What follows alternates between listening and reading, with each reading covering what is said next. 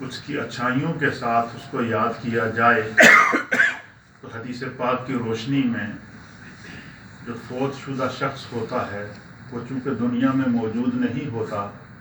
تو بعد میں جب لوگ اس کی خصوصیات کو بیان کرتے ہیں، اس کی اچھائیوں کو بیان کرتے ہیں، اس کی نیکیوں اور اس کے فضائل کو بیان کرتے ہیں، تو یہ اللہ تعالیٰ کی طرف اور وہ جو بعد والے بندے ہوتے ہیں، خداوند قدوس ان بندوں کی طرف سے اس فوت ہونے والے بندے کے حق میں گواہی بنا دیتا ہے، اور یہ ان کی نیکیوں پر گواہ ہو جاتے ہیں، ان کی اچھی زندگی پر گواہ ہو جاتے ہیں، ان کے نیک اعمال پر گواہ ہو جاتے ہیں، اور یہ صدقہ جاریہ کے زمرے میں آتا ہے، صدقہ جاریہ کے حکم کے اندر آتا ہے۔ یہی وجہ ہے کہ نبی علیہ الصلوۃ والسلام نے فرمایا کہ کسی نیکی کو حقیر نہ سمجھو، کسی نیکی کو چھوٹا نہ سمجھو۔ حضور نے فرمایا کہ اپنے مسلمان بھائی سے خندہ پیشانی کے ساتھ مسکرا کر مل جانا، سرکار نے فرمایا یہ بھی صدقہ ہے، یہ بھی کیا ہے؟ صدقہ ہے۔ دوسرا یہ ہے کہ اللہ تعالیٰ کا فضل ہے، ہم اس ملک کے اندر رہ رہے ہیں، تو یہاں پر اللہ تعالیٰ نے ہمیں بہت سارے انعامات سے نوازا ہے، سہولتوں سے نوازا ہے، نعمتوں سے نوازا ہے۔ آپ یہ دیکھیں کہ ہمارے اس پورے محلے کے اندر چاروں طرف گنجان آبادی ہے، اس کے بیچ میں خدا کا شکر ہے کہ اللہ تعالیٰ نے ہمیں نیو مدینہ مسجد کی صورت میں خوبصورت اللہ کا گھر عطا فرمایا ہے۔ اسی طریقے سے دیگر بہت ساری مساجد بنی ہوئی ہیں مختلف علاقوں کے اندر، تو ہمارے چونکہ یہاں کے جو گھروں کے ڈیزائن ہوتے ہیں، جو بناوٹ ہوتی ہے وہ اتنی کشادہ نہیں ہوتی، جس طرح کہ پاکستان میں بڑے بڑے ویڑے بنے ہوتے ہیں، بڑے بڑے سین بنے ہوتے ہیں، کھلی فضا ہوتی ہے۔ تو یہاں پر کوئی بھی پروگرام ہو، چاہے وہ تعزیتی پروگرام ہو یا کوئی ختم کا پروگرام ہو، یہ کمیونٹیوں کی جانب سے مساجد کے اندر ان کا اہتمام کیا جاتا ہے۔ تو یہ بہت اچھی عادت ہے۔ ایک تو یہ ہے کہ مسجد آباد رہتی ہے،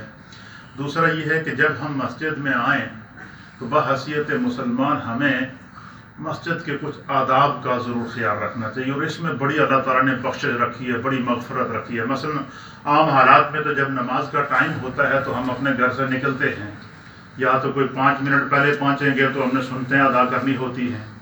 تو یا تو ہم ایسے ٹائم پر پہنچیں گے کہ بامشکل جماعت میں ہم شامل ہوتے ہیں۔ تو لیکن یہ جس طرح کے جب مسجد میں اس طرح کے فنکشن ہوتے ہیں، جب پروگرام کی صورت میں ختم ہوتے ہیں یا کوئی اجتماعی کوئی بھی پروگرام ہو، تو جب آپ مسجد میں آیا کریں تو ہمارے پاس ٹائم کافی موجود ہوتا ہے۔ ایک تو یہ ہے کہ آپ باوضو ہو کر مسجد میں آئیں، اور میں نے گزشتہ جمعۃ المبارک کو یہ حدیث بیان کی تھی،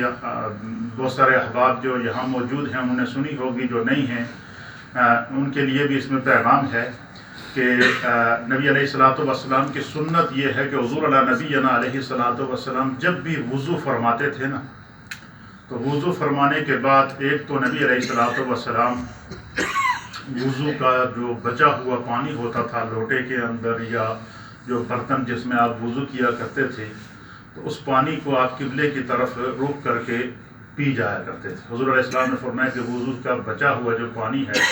اس کے پینے سے انسان کے گناہ معاف ہوتے ہیں۔ تو نبی علیہ الصلوۃ والسلام جب بھی وضو کر کے فارغ ہوتے تو حضور علیہ الصلوۃ والسلام دعا کرتے تھے، اور دعا کرتے تھے کہ اللہم انی اعوذ بک، یا اللہ تعالیٰ میں تیری پناہ میں آتا ہوں۔ پھر نبی علیہ الصلوۃ والسلام دعا کرتے تھے کہ اللہم اجعلنی من التوابین وجعلنی من المتطہرین، اے اللہ مجھے توبہ کرنے والوں میں سے بنا اور مجھے پاک لوگوں میں سے بنا، پاکیزگار لوگوں میں سے بنا، صفائی رکھنے والوں میں سے بنا۔ تو یہ جو بظاہر ہم نماز کے لیے وضو کرتے ہیں، یہ بظاہر جسم کی صفائی ہوتی ہے، اصل میں یہ جسم کی صفائی نہیں، یہ حقیقت میں روح کی صفائی ہوتی ہے۔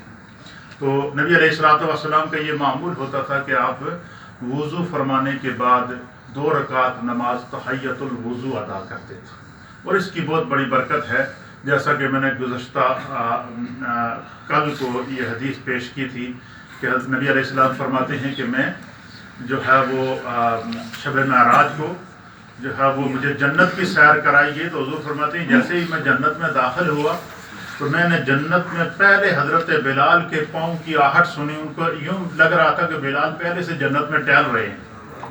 کیونکہ حضرت بلال جب بھی اذان دیتے تھے تہجد کی ہو یا فجر کی ہو تو اذان دینے کے بعد وہ آتے تھے نبی علیہ الصلوۃ والسلام کو اٹھانے کے لیے، کہ حضور علیہ الصلوۃ والسلام کو خبر دینے کے لیے،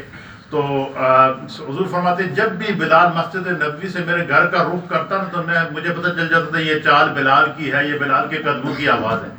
تو حضور فرماتے ہیں کہ وہ ڈیلی آواز جو حضرت بلال کی میں سنا کرتا تھا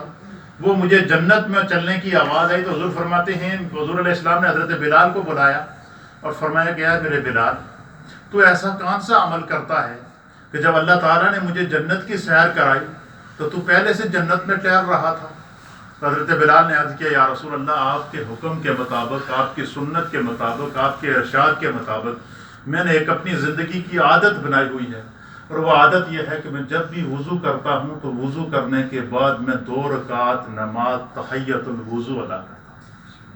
حضور علیہ السلام نے فرمایا تیرا یہی عمل تجھے جنت میں لے کر گیا ہے، تیرے اسی عمل کی وجہ سے خدا نے تیرے لیے جنت کو مقدر کر دیا گیا۔ اب مجھے بتائیں، ابھی ہم نے نماز نہیں پڑھی ہے، ابھی صرف نماز کے لیے وضو کیا ہے، وضو کرنے کے بعد اللہ سے دعا کر کے ہم نے صرف 2 رکعت نماز، اگر تحیۃ الوضو اگر مکروہ وقت نہیں ہے، زوال کا وقت نہیں ہے، یہ بات دیکھ لیا کریں۔ آج کل جو زوال کا وقت ہے نا یہ شروع ہوتا ہے 11:31 پر، اور 12:11 تک جو ہے یہ 12:10 تک یہ رہتا ہے، تقریباً 45 منٹ کا یہ ٹائم ہوتا ہے، اور یہ اوقات مکروہہ ہیں، اس کے اندر نوافل وغیرہ ادا نہیں کرنے چاہیے، اور